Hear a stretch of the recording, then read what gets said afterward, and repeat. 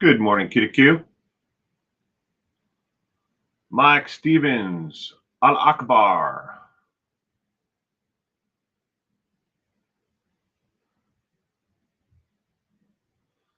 Good morning, good morning, good morning. Gayla, enjoy your 4th of July. I did. Hung out at home with family. So there was my wife, my daughter, my niece, my nephew, my mother, my niece's boyfriend. There's more than that. I'm missing some people.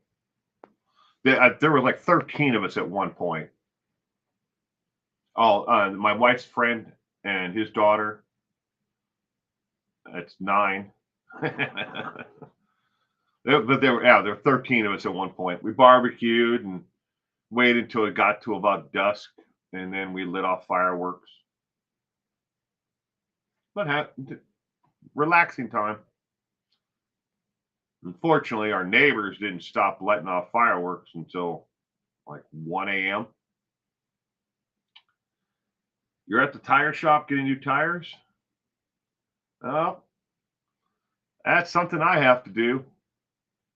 I'm not looking forward to it. Good morning, Francie.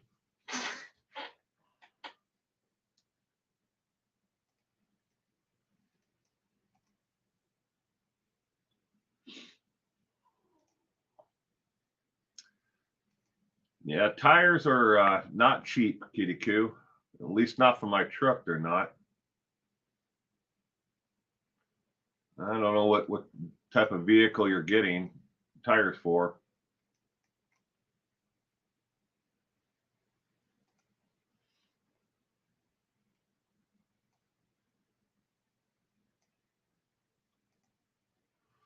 But they definitely can be spendy. I think it's going to be about $1,300 for new tires for my truck. $1,200 for your tires? Yeah.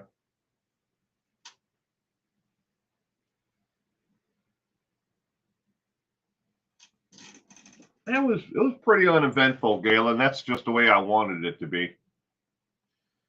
We didn't let off any aerials. We did mainly just fountains and sparklers and stuff like that. Try to keep it low key, safe.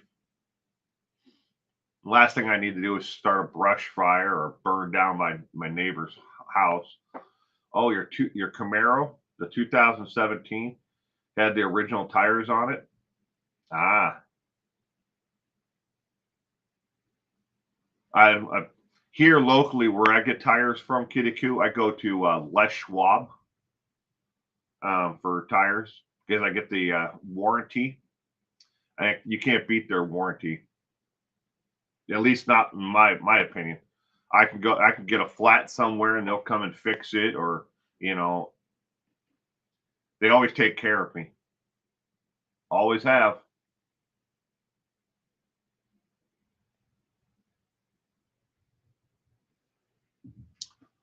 Give it another 30 seconds here and we'll get today's page 2 news going.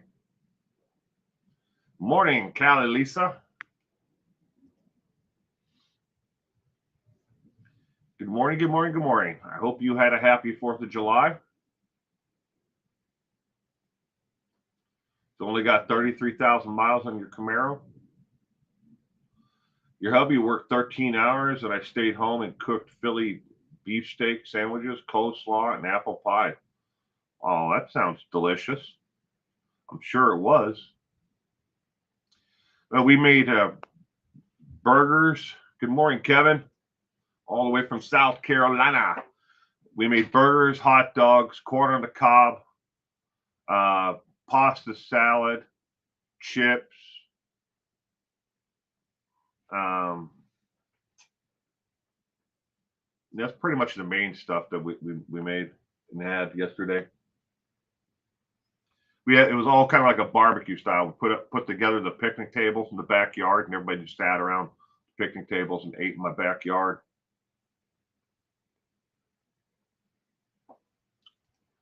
All right, let's get to page 2 news going. This is the 263rd episode of page 2 news. This program documents actual crimes and offenses by criminals. Some of the content covered here may not be suitable for all audiences. Viewer discretion is advised. This weekly true crime recap strictly adheres to factual evidence and verified data from the FBI, Department of Justice, and the AP News Service. It does not include conspiracy theories, speculations, unverified claims. What may have happened if you're seeking sensationalism or content related to similar theories or lies spread by those who can't be bothered to do the research, this topic and event may not be right for you. Shout out to those who supported last week's Page 2 news. Dee Dee, Kyle, Bambi, and Richard. Thank you very much for those who continue to support this content with either channel membership or giving donations or buying merchandise. It truly does help keep this program going. The more you know. While firearms are commonly used in homicides, unusual objects have also served as murder weapons. Frozen leg of lamb. Lamb of slaughter cases was called. A woman killed her husband with a frozen leg of lamb and then cooked it and served it to the investigating officers. She did this after he refused to gain full-time employment and spent his free time drinking beer with his friends instead. Public service notice and Good Morning Sprinkled Donut. According to the Bureau of Justice, only 42% of violent crimes is reported to authorities. Of the 42%, only 46% of cases are cleared. Therefore, less than a quarter of all violent crimes get solved. This statistic runs from 1970 through 2023, the last year of the study. They do it every other year. So at the end of 2025, we will then get the study again about violent crimes. Again, from 1970 through 2023. Old business, leftover tidbits, corrections, along with new information.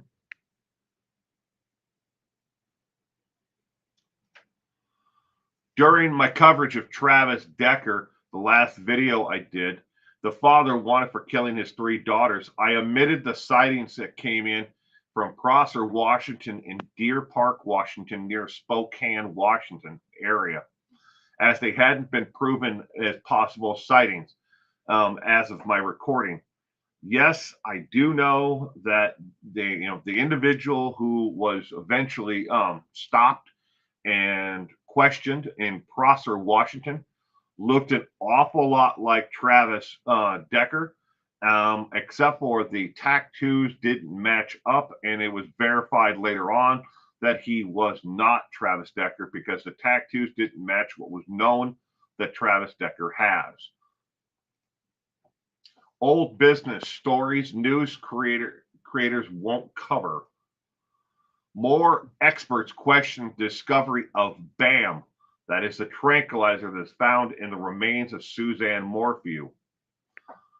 It was law enforcement who requested the medical examiner test for the presence of the berberithol, azapirone, and metadine, according to the indictment.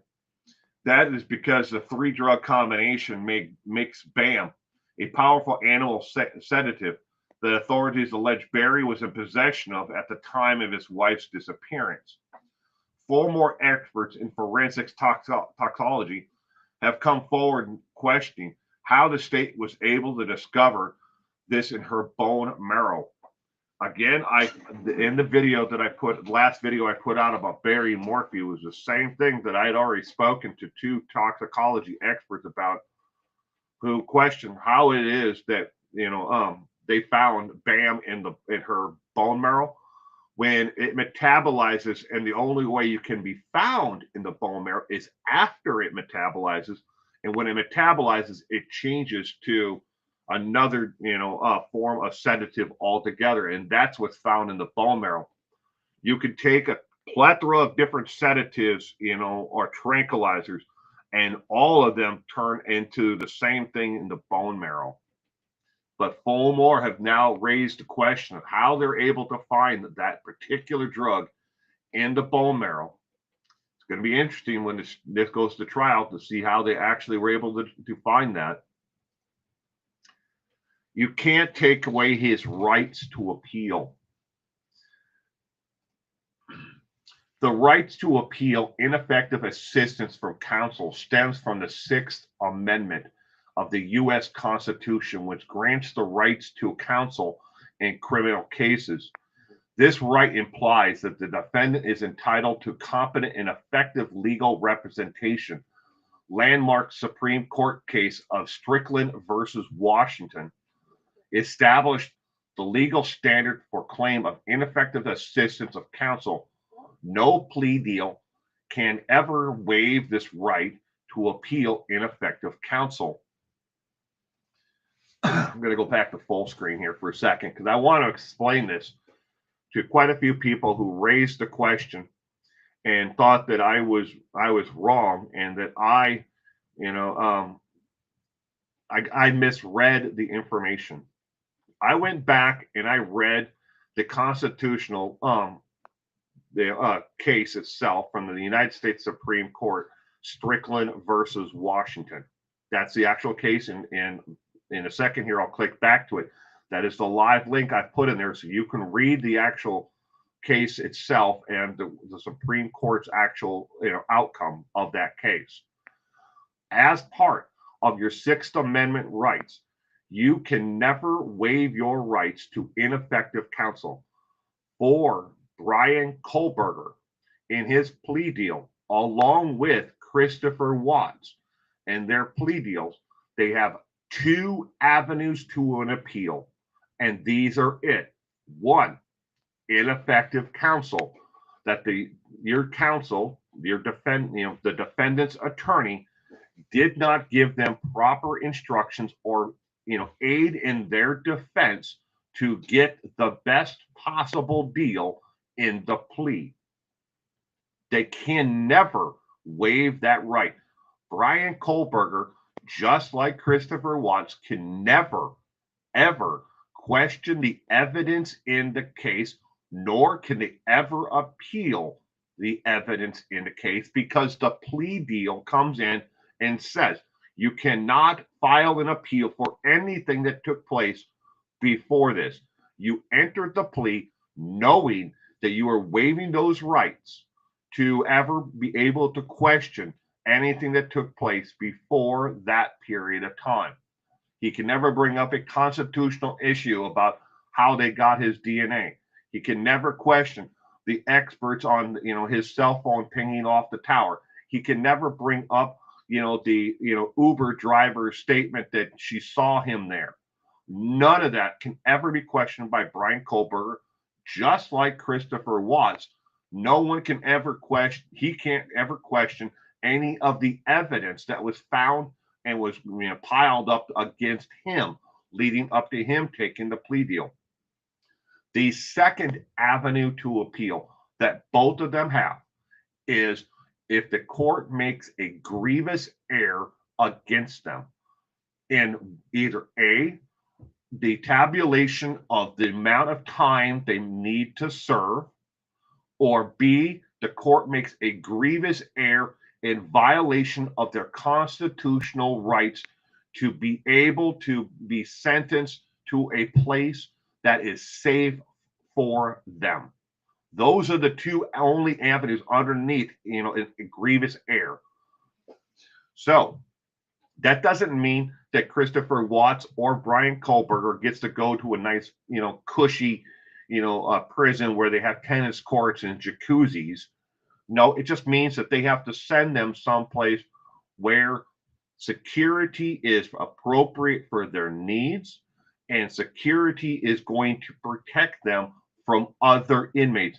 They can't send Brian Kohlberger to Angola prison and put him in general population where he would definitely be preyed upon, extorted, beat up, or murdered. Just like Christopher Watts. You can't send him to Sing Sing or to Pelican Bay where it would be too much of a restriction of his rights and his ability. He doesn't qualify for that Pelican Bay level. Yeah, we all want to see them in these places. We all don't care what happens to them if the prisoners get to them and they get a little bit of prison justice. But there are rights that every person has. Now, again, a lot of people believe that I was completely wrong because the press came out and said no, there is no avenue to appeal, and they said that in the actual statement itself, no, there is no avenues to appeal for Brian Kohlberger. Again, he can never waive that right to to those two avenues to an appeal. Everyone gets them. You can't give up your constitutional rights in that regard for those two avenues. So back to this again. If you want to, that is a live link to the Supreme Court's decision on Strickland versus Washington, where you can read the Supreme Court's actual case on waiving rights to ineffective counsel underneath the Sixth Amendment. All right. I truly hope that this clears this up for everyone. And thank you again for everyone who did reach out to me and wanted to question, why I would say that he has rights to appeal when they clearly said he has no rights to an appeal. Just again, and I give the example of Christopher Watts because it's something that I know the two cases are not exactly the same, but it's the plea agreement themselves, and they're very well known in the popular culture itself. That's why I give the Christopher Watts case as an example. All right. Did Travis Decker bleed to death? At the scene, investigators recovered blood on the tailgate of Travis's truck, which matched the DNA profile they believe the father, the Chelan County Sheriff's Office, said on Tuesday, July 1st. Also found at the scene were his wallet, cell phone. Chelan County Sheriff Mike Morris told People magazine that investigators believe the fingerprint of blood found on the truck came from an injury, though the severity of the injury remains unclear. In regards to whether Decker is alive, Morrison says, I would imagine most likely if he were to have died, it would have been from falling, and injury maybe got infected to the point where it did cause him, where further issues, or maybe he drowned. They still do not know, and Travis Decker has been on the run now for over a month, and they still have not found him. Credible tips have started to wane in possible sightings of him. Again, Deer Park and Prosser, Washington were the two most recent ones where they've investigated, tips in Washington, Oregon, Idaho, Montana, Wyoming, Utah, and as far away as Missouri. But none of them have turned out to be Travis Decker, just individuals who look very close to him. But Mike Morris and a lot of people believe at this point, unless he is able to find, a source of food, he's going to starve to death in the forest. And we don't know what kind of weaponry he may have to be able to hunt, animals, in the forest. But they're watching for anything out there, smoke signals, something, by satellite, that says, we got something here. But nothing has been found so far. But Travis Decker is wanted for the murder of his 3 daughters plus kidnapping charges. You're not cement shoes, you'll have to do. On June 29th at around 6 a.m., 2 hikers in the Cascade Mountain Range near Clearwater, that is in Washington State, stumbled upon a mountain lion den and decided to snap some pictures. The mountain lion returned. When the mountain lion invited them to dinner, they quickly declined the invitation, running back to their SUV and reporting the mountain lion as aggressive. Park rangers learned all the details from their Instagram story. Boy, is this one of the, talk about thinning the herd. They found a mountain lion den, and they decided to take some photographs and share it as part of their Instagram story. And when the mountain lion, they started, came down around the mountain in this ledge area to where these two people were, according to the park ranger, they were like, oh shit, I guess we should leave, and they backed away and tried to scare the mountain lion off, but it kept on following them. So then they decided, let's run and turn our backs to it. And they ran, they got back to their SUV, and then they reported that the mountain lion was aggressive. So park rangers had to investigate that there was a possible mountain lion, in this area that was aggressive, which is unheard of because they're just as scared of you as you are of them. And attacks by mountain lions, you can ask Cement Shoes about this. As Cement Shoes would agree, the attacks from mountain lions are very, very rare. But anyways, but they shared it on Instagram, and that cleared up the entire thing, pretty quickly. Oh, you guys decided to encroach upon the mountain lion's den, and you took pictures of it, and then you decided to share it on Instagram. Oh, it's not an aggressive mountain lion. You're just idiots. So, wanted by the U.S. Marshals. Again, all of these ones by the U.S. Marshals and the FBI are the same as last week. Aaron Tyler Butler is wanted for drugs, weapon charges, and failure to appear. He was born December 13th, 1989. He is 6 foot tall, 200 to 210 pounds, with blonde hair. Even though it shows him here with brown hair, he does have blue eyes. He has tattoos on his left arm and right arm, tattoo on his face, and tattoo on his neck, and tattoo on his chest. Be on the lookout in the areas of Massachusetts, New Hampshire, and West Virginia, North Carolina, and South Carolina. He has family in all of those areas. If you know where he is, where Aaron is today, you can call the U.S. Marshals Office at 202-307-9100. Next is Aaron Wade Sebastian, born May 8, 1992, white male with hazel eyes. He's 175 to 210 pounds, 5'8", brown hair.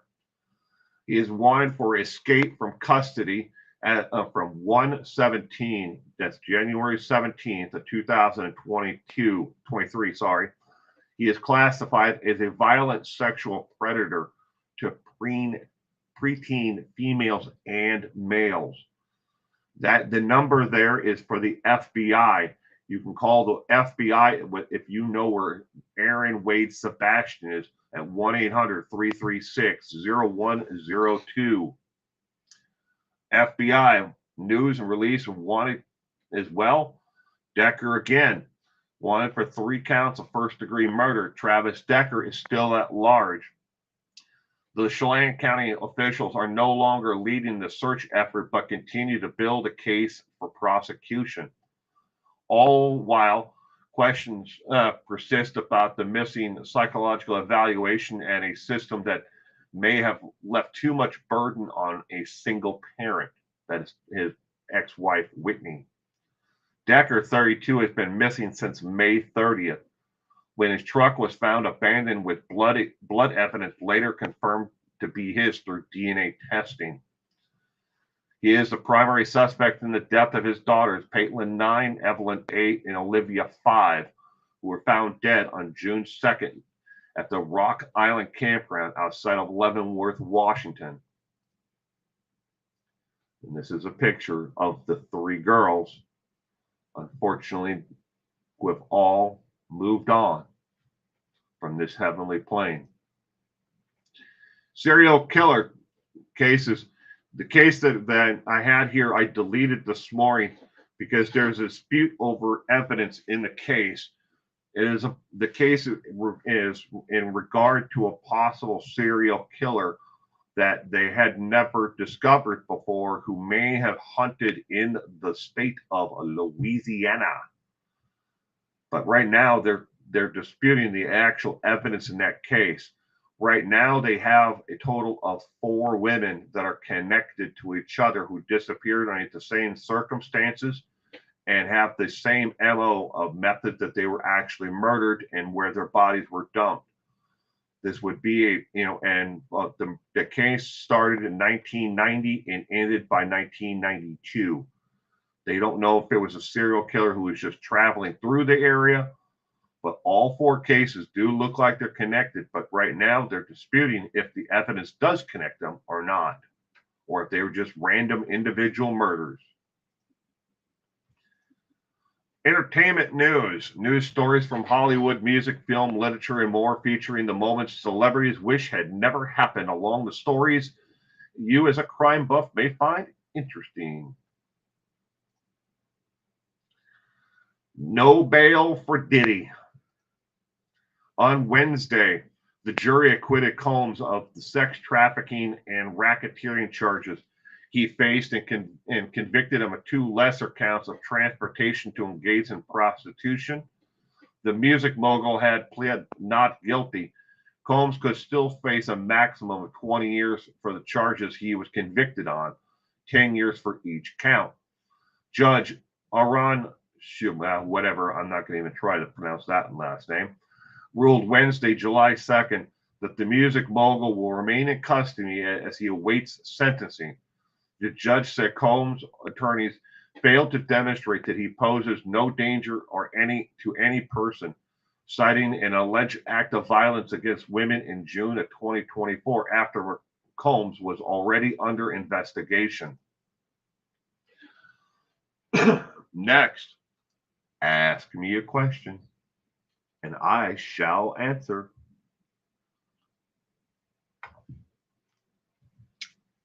First question of the week. How long did you look into the Watts family income and stress issues before making these videos? Approximately, with maybe not even a year after the Watts murders, I did a 3-part series on the family stressors and income. That obviously been a while ago. It wasn't just me. I worked on them starting with the statement Chris made as part of his confession at the police station. In all, it took us, 6 of us total, there were 6 people who worked on it, just over 7 months to before we released that. But thank you for the question, though. Next one. What does the future of your weekend streams look like? You've been doing them for an awfully long time. Anything new coming? Good question. Every July and February, I take a look at the metrics and view duration and interactions and decide if they should carry on. So we shall see. Nothing new is planned just yet. Now to fact or fake news. Stories shared on the internet and passed on to you as news stories, some real, some completely made up. Your job is to sniff out the real story. Answer either A, B, or C in the comments which one you believe is the real story. Story A. A rare trophy given out only twice in the 125-year history of greyhound racing has been recovered after it was reported stolen in 2019 from a now closed greyhound track in New Jersey. A local animal shelter was using it to feed stray cats. No word if they planned to give the trophy back, and they shouldn't. Dog racing is cruel. Is this the real story, or is this one of the fake stories? Story B.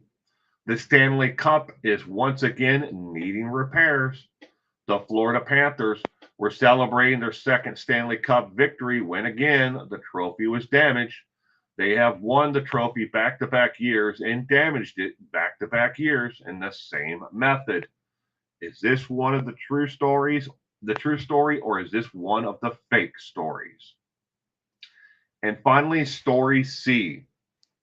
New leads have come in for the missing stolen Formula One, that's auto racing, trophy given to the Rookie of the Year. The latest lead in the investigation has brought investigators to Iowa, USA, of all places, where a man tried to pawn it for $50. Which one of these is the real story? A, B, or C? I'll give you a couple of minutes to think about which one is real. Only one of them is real. Two of them are fake.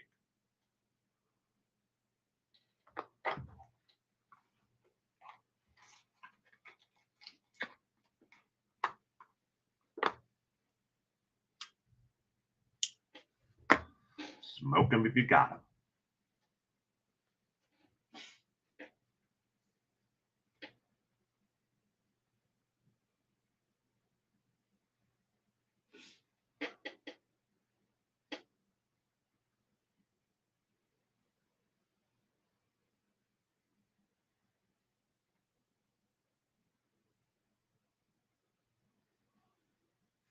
Good morning, Interpews. And yes, the puppy dog is real. His name is Boo.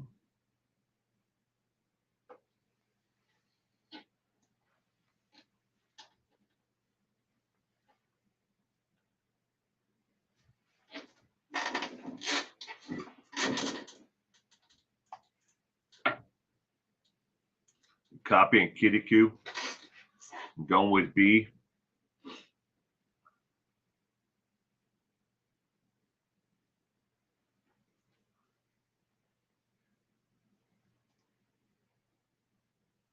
Sorry, I'm taking a little bit longer here because I'm trying to turn off the scroll on the bottom.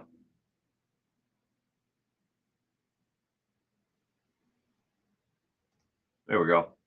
All right. Sorry about that. Had to turn off the scroll. All right. The correct answer for this week is story B is real.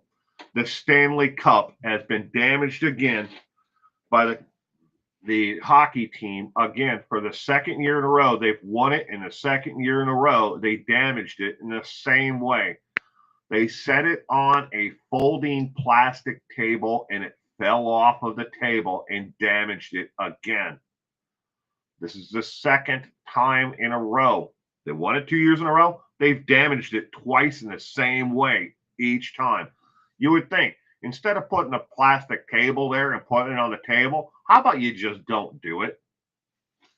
But story B is real. Ask your viewers. So last night for the 4th of July, did you light off fireworks? And if so, what time did you start and what time did you stop?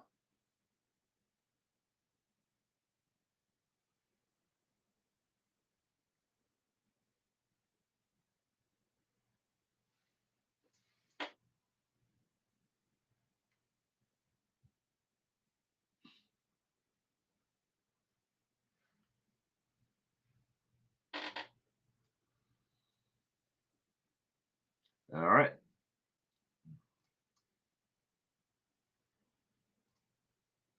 If you enjoyed this morning's show, please consider subscribing or don't. I want to see you come back for more.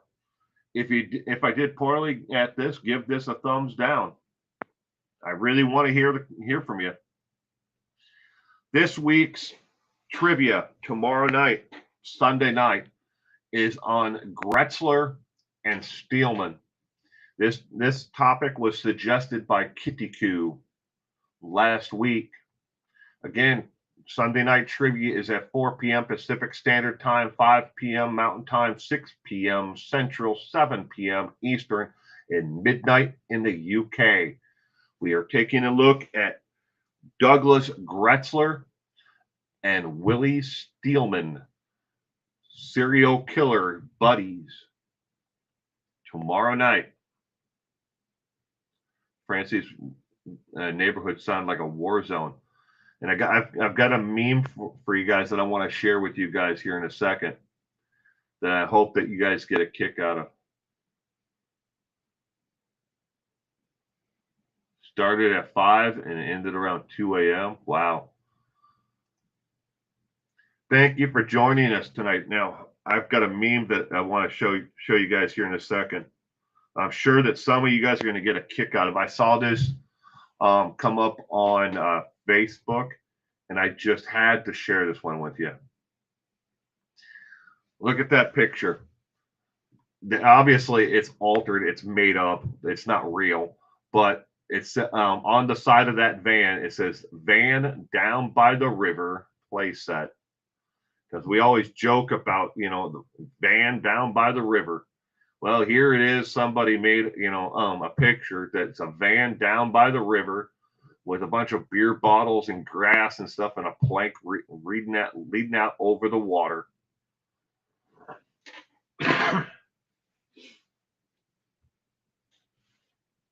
Van Down by the River playset.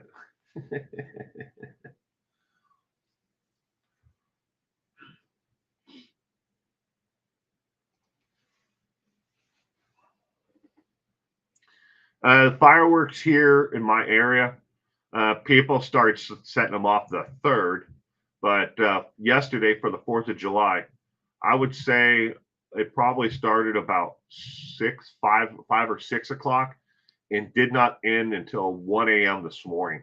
And the people who let them off at 1, they let off like a giant finale of fireworks. In my area, aerial fireworks are illegal, but what happens is a lot of people will go to the Native American reservation and they buy them because they don't care who they sell them to. You had to sedate your dog twice. She's still asleep now. Wow. Yeah, that's the one thing that always used to worry us about, 4th of July was our dogs.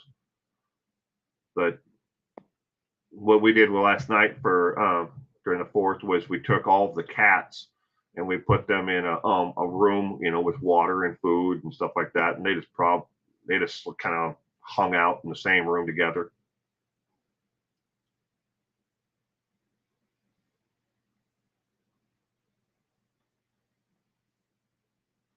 Yeah, but if they ain't over with yet, now that people have fireworks, they'll be lighting them off now and have any other occasion until they use them all up throughout the rest of the year.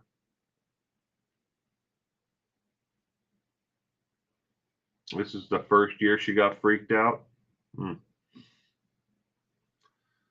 See, my niece brought her German Shepherd over. Big dog, purebred German Shepherd, big dog. And then we had 2 little dogs here as well, but they basically hung out in the backyard. They didn't get freaked out. We're lucky, I guess, in that aspect.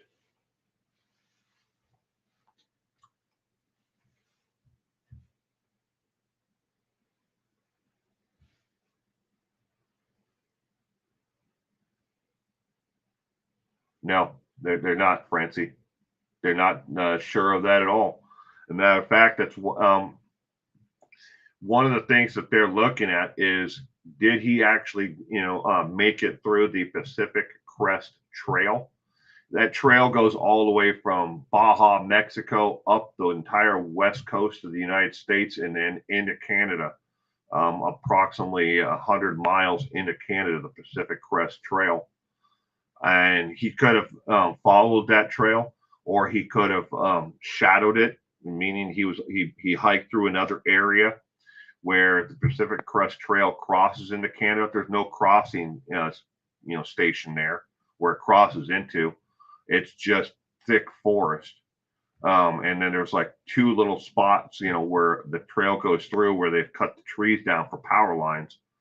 But I mean, otherwise he could have stayed, in the brush, and no one may have seen him at all. But yeah, he very well could be in Canada. since like right after it all happened, his father, made a statement. He believes that, Travis probably ended himself somewhere in the forest, at realizing what he had done. He doesn't think he has any chance of getting away.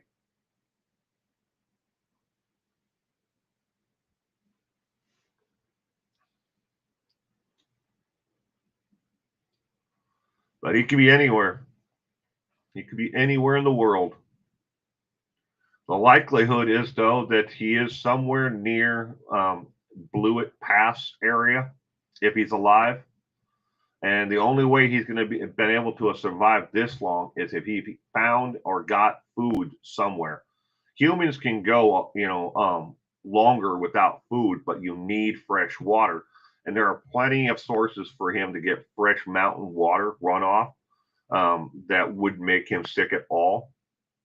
And but he has to get food somewhere from either breaking into a cabin and stealing it, finding provisions. If he's an outdoor, we know he's a survivalist. There's berries and roots and stuff like that that he could eat, but he's going to need more, carbohydrates than just, that. He's going to need to, either catch a rabbit or, some other small game and then cook it up and eat it, or fish or something. He's going to need something to keep him going. Otherwise, he's going to die, and or has died, either or.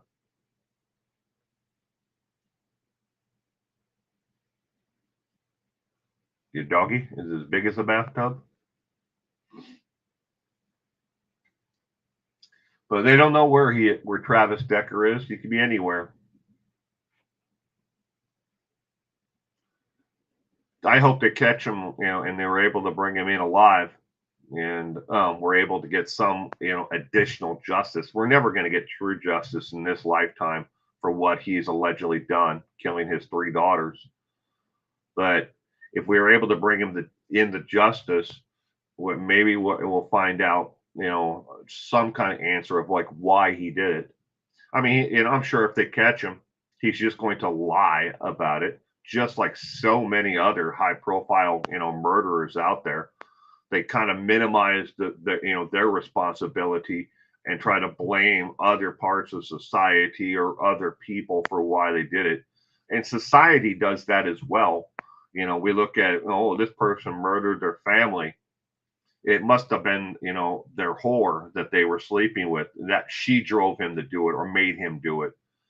Like the Christopher Watts case, everybody wants to blame her when, or blame Shanann for all of her purses and clothing. Let's blame the victim. I've been hearing it for years, about how, it was Shannann's fault, that this happened, or it was Nicole Kissinger, fault, that drove Christopher Watts to do it. You can't make someone do something like that unless you're like maybe like the CIA, and you do like, extensive mind altering. You might be able to make someone, become a robot and kill. Good morning, Gemma.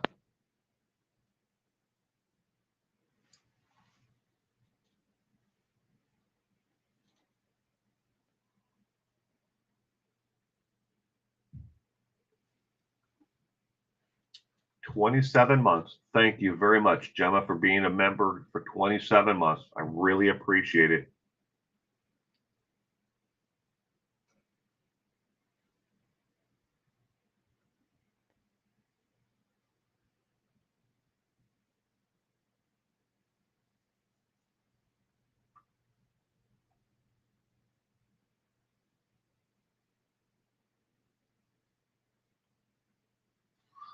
By the way, I haven't been able to confirm it yet, but I'll tell you anyways.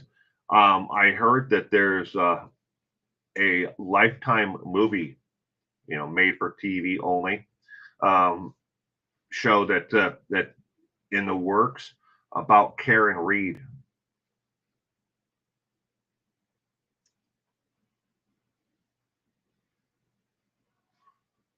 Jen has been you've been spending your time with your niece and nephew. That's great to be able to spend time with family. I got to see my two nieces, my nephew yesterday for, well, they were here for pretty much everything, but I get to see them rarely. They used to live, like one town away, but now they moved like 70 miles away. Callie Lisa has been a member for 6 months. Thank you very much. Thank you very much, Callie Lisa, and everyone else who is a channel member or who gives anything to support this content.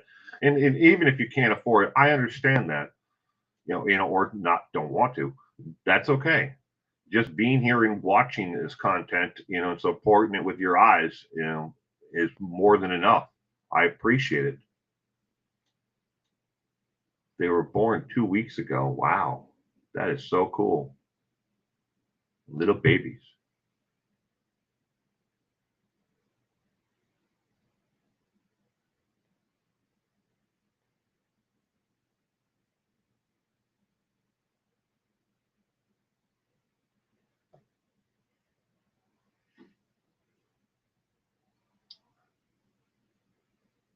Sherry Pappin is doing the interview circuit. I've seen that. Francie. Apparently, Brian Kohlberger has already lined up a couple of interviews as well. I saw that, was it on Inside Edition on the website for it, or is it Law and Crime? One of them is I'm sorry for not knowing this exactly, but one of them has it on their site right now that their upcoming is the Brian Kohlberger interview. Not been on YouTube much, but I'm here now. Well, thank you. Thank you, Gemma. If you haven't checked out Gemma's, YouTube channel, Gemma's Grace Journey, please, Journey of Grace, sorry, mix that up. Please check out Gemma's channel. And if you like the content, please subscribe. Brian is ridiculous trying to use his autism as an excuse. He's trying to use everything as an excuse, Gemma. That's just one of them. I really want to know, though, and what I'm really curious about is the psychological side of of Brian Kohlberger. What he did, his crimes and everything else. Yeah, it might be rare for an individual to break into a house and kill, 4 out of 6 roommates. Yeah, that might be rare. I mean, but we've seen Ted Bundy do it, at the sorority. He could have killed an awful lot more at that sorority if he wanted to. But so there's nothing really unique about his crime itself. The psychological side of it is what I'm interested in, and what interests me about the Brian Kohlberger case. That, and I wish they would have kept it, where it was in the Moscow area, because that way I could have went and saw the actual case, itself in the trial, instead of moving it to Boise, where Boise is just a little bit harder for me to get to, because I would have to go up Washington State and then down Idaho, because there's no direct path, or I could go down and around this way. There's no direct line over to Boise from here. You're about to hit 5,800. Well, congratulations, gentlemen. I hope you get there really soon. But yeah, the psychological side of it, of Brian Kohlberger's case, I want to know what drove him, what made him go from being, no criminal history at all, that anyone knows of, no convictions, no arrests, no, brought in for questioning, nothing at all, ever in his past, go from that to homicide. That's rare, extremely rare in that aspect, that someone would go from here to here. Yeah, there are people who snap and they'll kill a loved one or a friend or something like that, or maybe they commit homicide in a drunken rage at a bar, beat someone to death, not necessarily intending to commit homicide. But it's even rare for someone to go from no criminal history all the way to murder on the other side. What made him do it? Those times that his cell phone pinged off of the cell tower, the repeater tower next to the home, Was that because he was doing like a dry run on it, like planning it out, or was he trying to, talk himself up to it, and those, because they proved that his cell phone pinged off that tower before the actual murders 12 times, more than 12 times, I think it was. But was he talking himself into it? Like, I can do this. And was he trying to see, like, oh, look, I know the criminal side of it, from the criminal, PhD study that I have, what happens? What is it like to be on this side? Trying to psychologically say he can play both sides of the deck.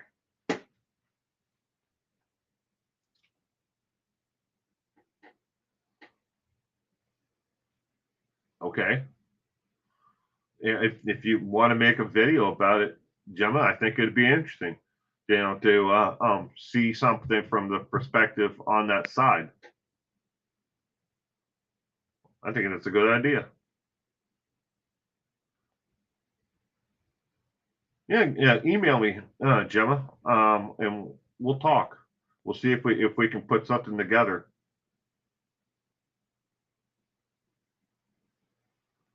From your autistic brain perplexities.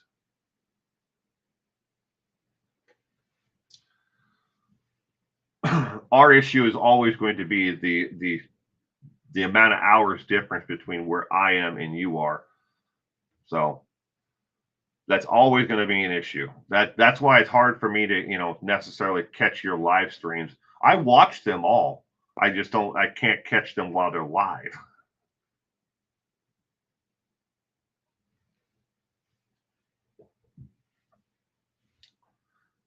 I love Gemma. Gemma is part of my extended family. And that's the way I see it. It always will be.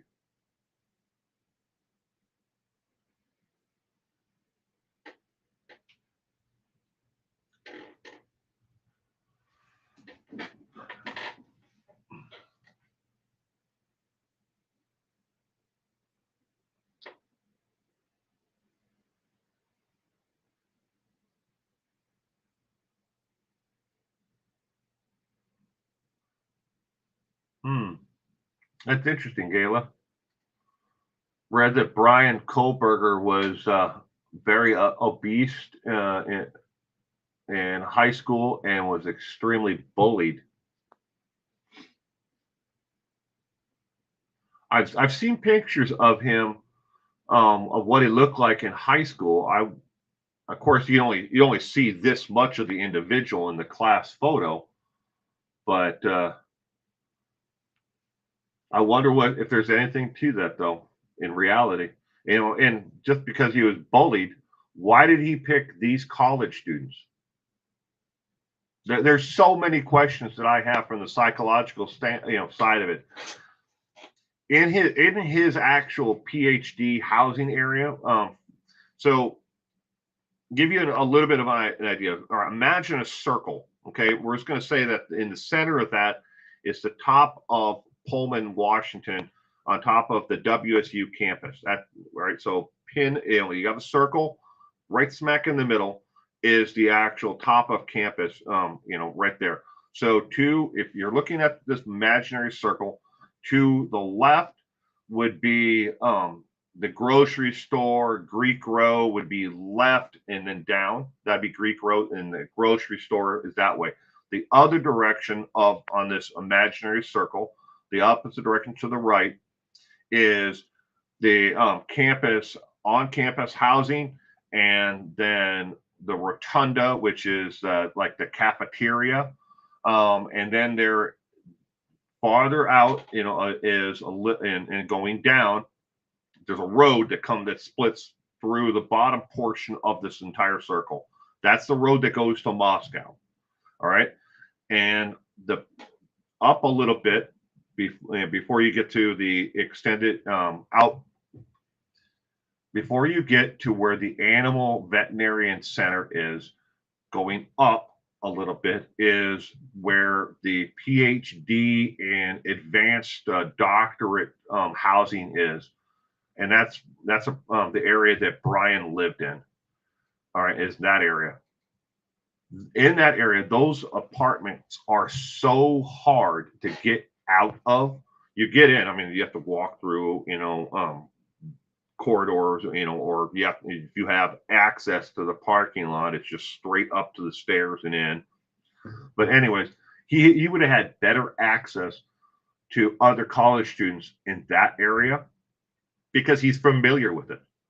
And it's in his backyard, and statistics show that when people kill people like this, take anyone like Richard Ramirez, as an example, a killer like that, they like to hunt in their own backyard.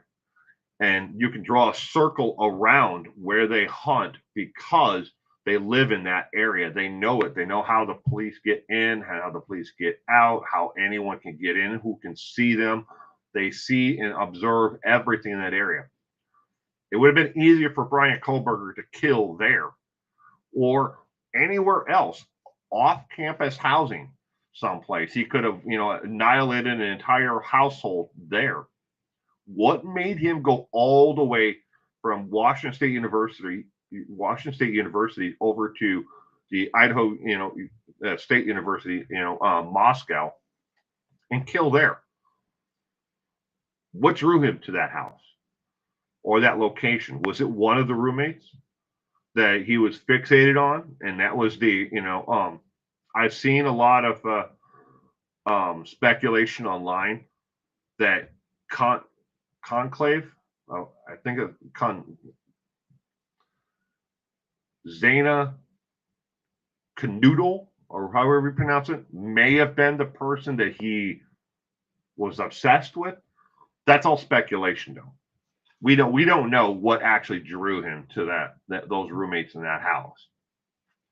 And think of that, if you're a serial killer, killer or serial killer, how rare that would be to go into a house to murder someone. That with that many people are in the house. How do you expect to get away with it? All of this plays into the psychological side of like, why would he do it? Why did he pick them? Everything.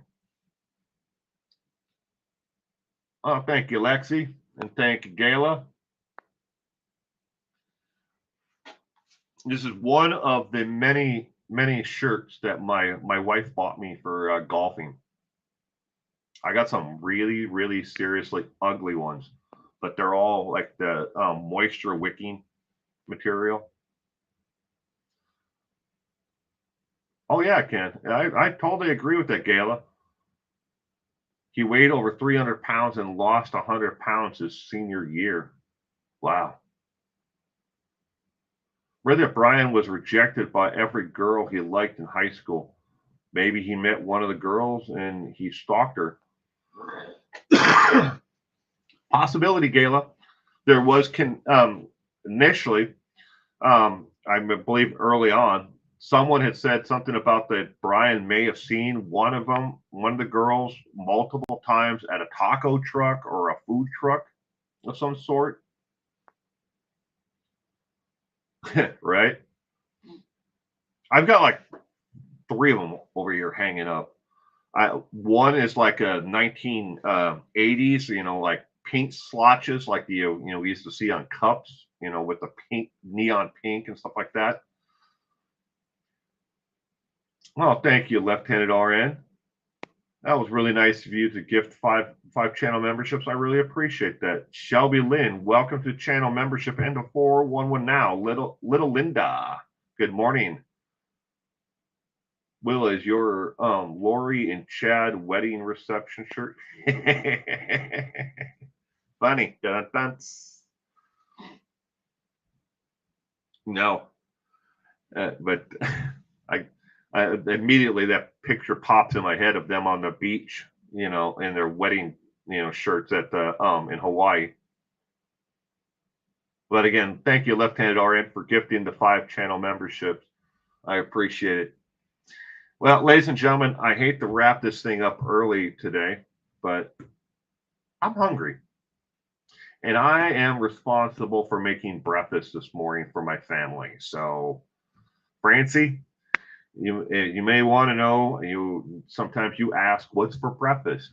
Well, I'm making potato pancakes today, hash browns, bacon, and for my son, always he wants strawberries. He is a berry boy. He loves his berries, but he wants strawberries today. And if I don't get in the house and get them before he gets them, he'll just open the whole pint and eat just the strawberries. That's his favorite snack. So go get a ukulele. It's good, Galen. Well, thank you again, everyone, for being here this morning. I hope to see you tomorrow. For especially those who are new channel members, you don't have to be a channel member. You can, if you're just watching this afterwards or watching it now, tomorrow night for crime trivia. Tomorrow night we are looking at Douglas Gretzler and Willie Steelman. That is, it's 20 multiple choice questions with 4 possible answers displayed on screen. You answer either A, B, C, or D, or whichever you believe is the correct answer to the question. But that's tomorrow night, and I hope that you will be there. Again, that's at 4 p.m. Pacific Standard Time, 5 o'clock Mountain, 4 p.m. Pacific Standard, 5 o'clock Mountain, 6 Central, 7 East Coast, midnight in the UK. Gemma, I will look forward to your email. I think you have a very good, suggestion there that we work together and maybe do something like that. It may not be soon, but we'll work something out, okay? But thank you again, everyone. You all have a great day. I'm aging backwards. Not my body doesn't feel that way. Have a great day, everyone.